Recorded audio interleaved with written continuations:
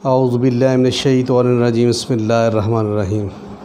السلام علیکم دوستو، کیا حال ہے؟ امید ہے کہ آپ خیریت سے ہوں گے۔ اللہ تعالیٰ آپ کو صحت اور تندرستی عطا کرے، آپ کے لیے ہر معاملے میں آسانیاں پیدا کرے اور آپ کی تمام مشکلات دور کرے، آمین۔ تو ناظرین، سیمن سپرم کاؤنٹنگ کے متعلق یہ میری دوسری ویڈیو اپلوڈ کر رہا ہوں، یعنی کہ اسپرموں کی پرسنٹیج بڑھانے کے لیے یہ میں دوسری میری ویڈیو ہے۔ سیمن سپرم کے متعلق میرا یہ بہت آزمودہ 100% کامیاب نسخہ ہے۔ پہلی ویڈیو اپلوڈ کرنے کے بعد لوگوں نے جو کمنٹس کیے اور جو امراض کی پیچیدگیاں پائی گئیں، ان کمنٹس کو مد نظر رکھتے ہوئے اپنے سینئر حکم حضرات سے مشاورت کے بعد یہ نسخہ تیار کیا اور آزمایا۔ الحمدللہ 100% رزلٹ ملا ہے۔ جن لوگوں کے سپرم یعنی کہ منی کے اندر پائے جانے والے جرثومے کم ہوں یا نہ ہونے کے برابر ہوں یا 0% ہو، یہ نسخہ ان حضرات کے لیے بہت ہی مفید اور کارآمد نسخہ ہے۔ یہ نسخہ ہر مرد، چاہے وہ کسی بھی مزاج کا، اس کا تعلق کسی بھی مزاج سے ہو، کے لیے بہت زیادہ مفید ہے۔ جب کسی شخص نے اپنا ٹیسٹ کرایا ہو تو اس کی ٹیسٹ رپورٹ میں پس آ رہی ہو یا منی پتلی ہو یا ٹائمنگ نہ ہونے کے برابر ہو اور دوران سیکس ایڈوانس میں ڈسچارج ہو جاتا ہو، تو ایسے اشخاص کے لیے یہ نسخہ یعنی معجون بہت ہی مفید اور کارآمد ہے۔ اس کے علاوہ جن حضرات کو مردانہ کمزوری ہو اور نفس میں ڈھیلا پن ہو تو یہ معجون کمپلیٹ کورس استعمال کرنے کے بعد اپنے آپ کو نوجوان تصور کرے گا۔ جن لوگوں کی رپورٹ میں ایزوسپرمیا آئی ہو، یعنی کہ سپرم نہیں ہے، تو ڈاکٹر حضرات کہتے ہیں کہ ان کے ہاں اولاد نہیں ہو سکتی۔ آپ لوگ مایوس نہ ہوں، اللہ کی رحمت بہت وسیع ہے۔ جو لوگ سچے دل سے اور خالصتاً نیت کے ساتھ اللہ سے دعا کرتے ہیں، اللہ تعالیٰ ان کی دعاؤں کو رد نہیں کرتا۔ انشاءاللہ یہ معجون استعمال کرنے کے بعد ہمارا رب ہمیں نعمت اور رحمت دونوں عطا کرے گا۔ تو آئیں اب اس معجون کو بنانے کا طریقہ اور اجزاء بیان کرتے ہیں۔ اس نسخہ میں استعمال ہونے والے اجزاء یہ ہیں۔ سب سے پہلے ہے سالم مصری 30 گرام، اس کے بعد ہے سالب پنجہ، یہ آپ کے سامنے سالب پنجہ ہے، یہ 30 گرام ہے۔ اس کے بعد ہے موسلی سفید انڈین، موسلی سفید انڈین 50 گرام۔ اس کے بعد ہے اسکول ثابت 50 گرام۔ اس کے بعد ہے لاجونتی 30 گرام،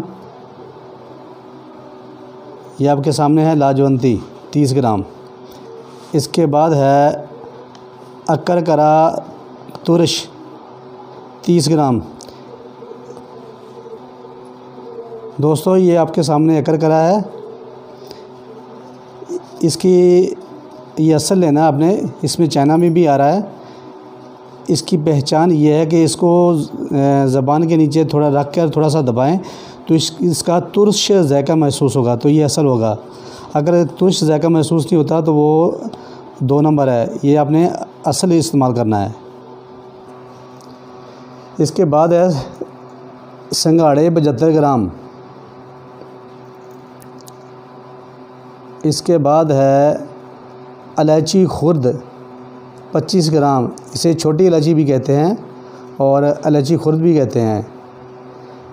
اس کے بعد ہے تخم بنولا 40 گرام، یہ آپ کے سامنے تخم بنولا ہے 40 گرام۔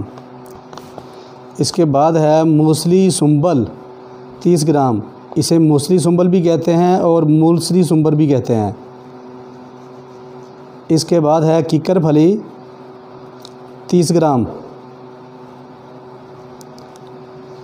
اس کے بعد ہے چارے گوند 100 گرام۔ اس کے بعد ہے مستگی رومی 20 گرام۔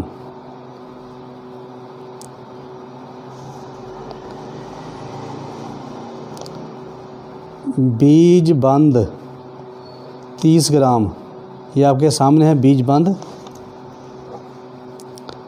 اس کے بعد ہے تخم ہندی، اسے تمر ہندی بھی کہتے ہیں، تخم ہندی بھی کہتے ہیں۔ تخم ہندی ہے 50 گرام۔ اس کے بعد ہے یہ آپ کے سامنے ہیں چارے مغز 30 گرام۔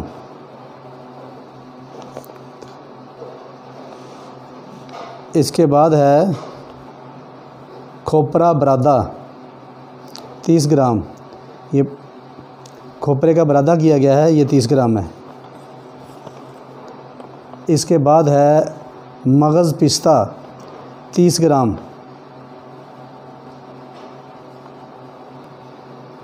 اس کے بعد ہے کاجو 30 گرام۔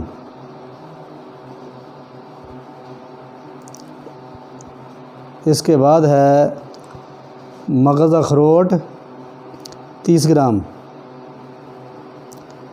اس کے بعد ہے منکا 50 گرام۔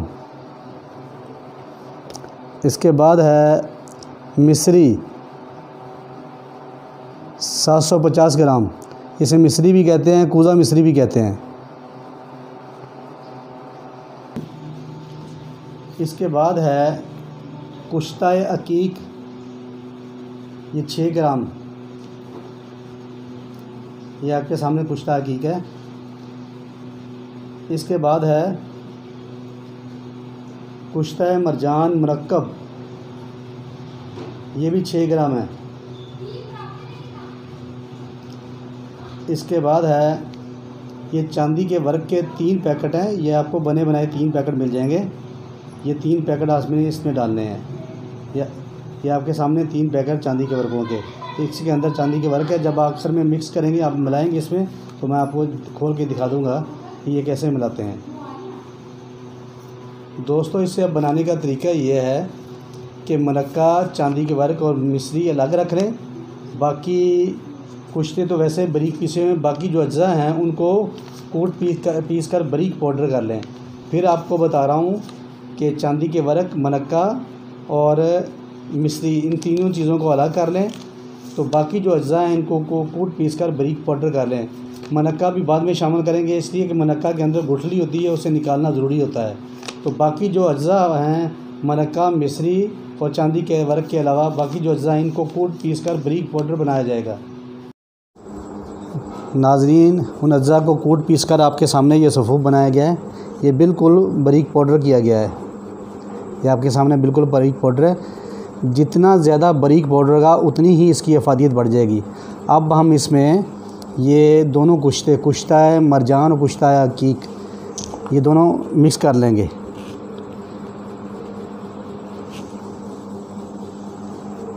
یہ کشتہ مرجان مرکب بھی مکس کر رہا ہوں۔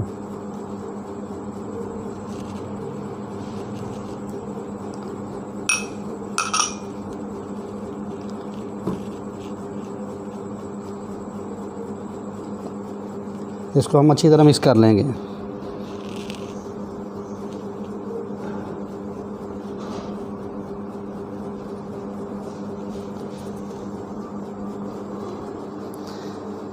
ناظرین، ایک میں بات آپ کو بتاتا چلوں کہ یہ تخم ہندی جو ہم نے اس میں استعمال کی ہے، یہ اس کا چھلکا ہے، اور اس کا جو اندر مغز ہے وہ استعمال کیا گیا ہے صفوف کے اندر۔ یہ چھلکا استعمال نہیں کرنا، یہ میں آپ کو بتا رہا ہوں کہ اسے آپ نے پھینک دینا ہے یہ اتار کے۔ اچھا، یہ معجون میں ایک بات اور آپ کو بتاتا چلوں، یہ 3 پاؤ شہد ہے، چھوٹی مکھی کا شہد ہے، یہ بھی استعمال ہوگا۔ تو یہ کب استعمال ہوگا، اب میں معجون کی تیاری آپ کو بتاؤں گا، تو اس کے دوران یہ شہد اب استعمال ہوگا۔ تو اگلے جو مرحلہ ہے اس میں اس کا استعمال بتایا جائے گا۔ اب میں معجون کی تیاری آپ کو بتاتا ہوں کہ کس طرح کرنی ہے۔ اب ہم معجون بنا رہے ہیں۔ یہ آپ کے سامنے ایک برتن میں تقریباً 1 کلو پانی ڈالا ہے، اس میں اب ہم اس میں مصری شامل کر دیں گے۔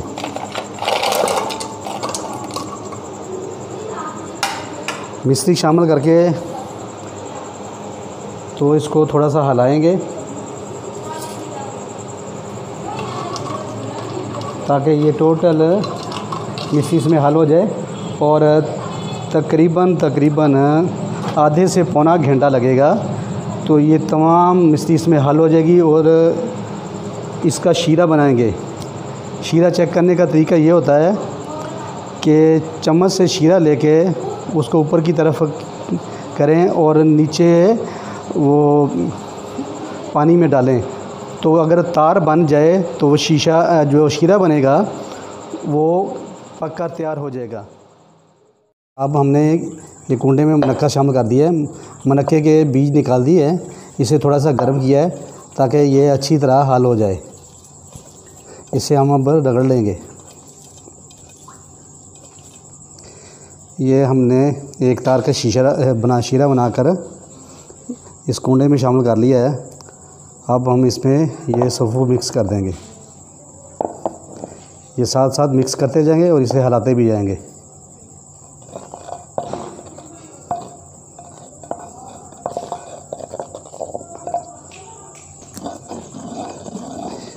اس میں ہم نے سارا صفوف مکس کر لیا ہے۔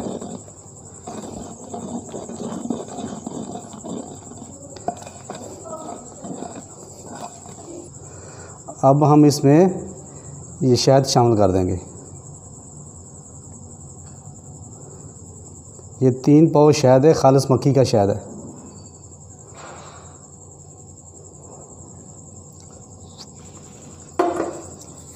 اب ہم اسے کھل کریں گے۔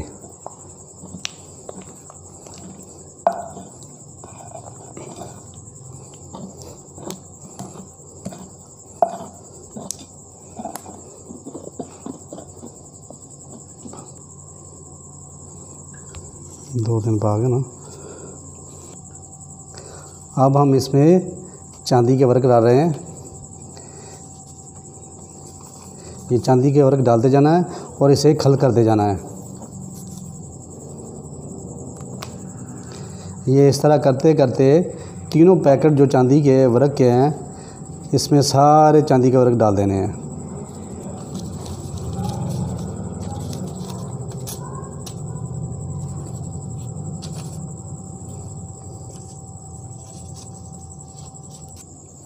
یہ اب ہم نے اس میں سارے چاندی کے ورق شامل کر لیے ہیں۔ تو ناظرین اب ہم نے اس کو تقریباً بھی آدھے سے پونا گھنٹہ پورا مسلسل اسے کھل کرنا ہے، تو انشاءاللہ آدھے سے پونے گھنٹے کے اندر ہی ہماری معجون بالکل تیار ہو جائے گی۔ یہ ناظرین آدھا گھنٹہ پورا کھل کرنے کے بعد یہ اب معجون تیار ہو گئی ہے۔ یہ آپ کے سامنے معجون تیار ہے۔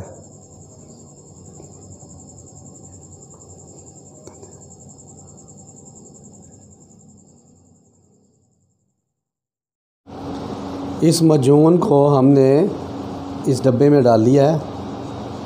اسے استعمال کرنے کا طریقہ ناظرین یہ ہے کہ آدھا چمچ صبح آدھا چمچ شام دودھ کے ساتھ استعمال کریں، یعنی کہ چینی والا جو چھوٹا چمچ ہوتا ہے وہ آدھا چمچ صبح آدھا چمچ شام دودھ کے ساتھ استعمال کریں۔ اور اس معجون کے ساتھ ساتھ کچھ چیزوں کا پرہیز کرنا آپ نے کہ گرم اشیاء، فاسٹ فوڈ اشیاء اور مسالہ دار اشیاء بالکل نہیں کھانی۔ معجون کے ساتھ ساتھ فروٹ اور سلاد ڈیلی کی روٹین پر استعمال کریں۔ ٹھنڈے مشروبات اور جوس ضرور استعمال کریں۔ ناظرین ایک بات نوٹ کر لیں، جن لوگوں کی رپورٹ میں 0% آئی ہو یا ایزوسپرمی آئی ہو تو وہ لوگ اس معجون کے ساتھ ساتھ مردانہ بانجھپن کے لیے میں نے ایک آئل کی ویڈیو اپلوڈ کر چکا ہوں، تو اس آئل سے خصیوں کی ٹکور کی جاتی ہے، تو وہ آئل ضرور استعمال کریں۔ اس آئل کا مقصد ہے کہ خصیوں کا سائز بڑھ گیا ہو یا کم ہو گیا ہو یا وینز کی بلاکیج آ رہی ہو، یعنی کہ سپن والی وینز کی بلاکیج آ رہی ہو، تو اس آئل کے استعمال سے یہ سب مسائل حل ہو جاتے ہیں۔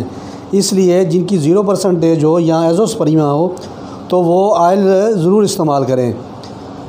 تو ناظرین اگر میری یہ کسی کو ویڈیو پسند آئی ہو تو پلیز میرے چینل کو سبسکرائب کریں، لائک کریں، شیئر کریں اور بیل کے بٹن کو ضرور پریس کریں تاکہ میری ہر نئی آنے والی ویڈیو آپ کو موصول ہو سکے۔